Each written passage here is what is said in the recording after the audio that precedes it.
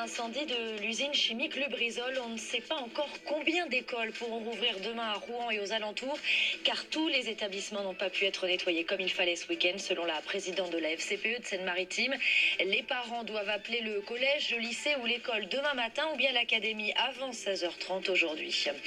Tant qu'il y aura du monde, les Invalides resteront ouverts au public, même tard dans la nuit.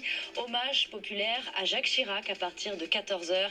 Et déjà des centaines de personnes depuis tôt ce matin qui font la queue. Le cortège funéraire est arrivé tout à l'heure. Une femme de 60 ans meurt d'un arrêt cardiaque en juin dernier après un appel au SAMU pour des douleurs à la poitrine et dans le bras gauche. Le parquet de Mulhouse ouvre une information judiciaire pour non-assistance à personne en danger. Il soupçonne le SAMU de ne pas s'être déplacé. Des affrontements de nouveau à Hong Kong entre manifestants et policiers, des gaz lacrymogènes tirés dans un quartier commerçant, des manifestations chaque week-end depuis début juin dans l'ancienne colonie britannique contre le pouvoir local pro-Pékin.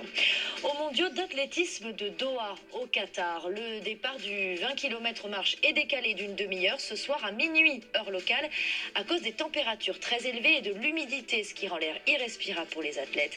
Hier, notre Français Johan Diniz a dû abandonner le 50 km marche justement à cause de ces conditions météo très compliquées. France Info. Et tout est plus clair.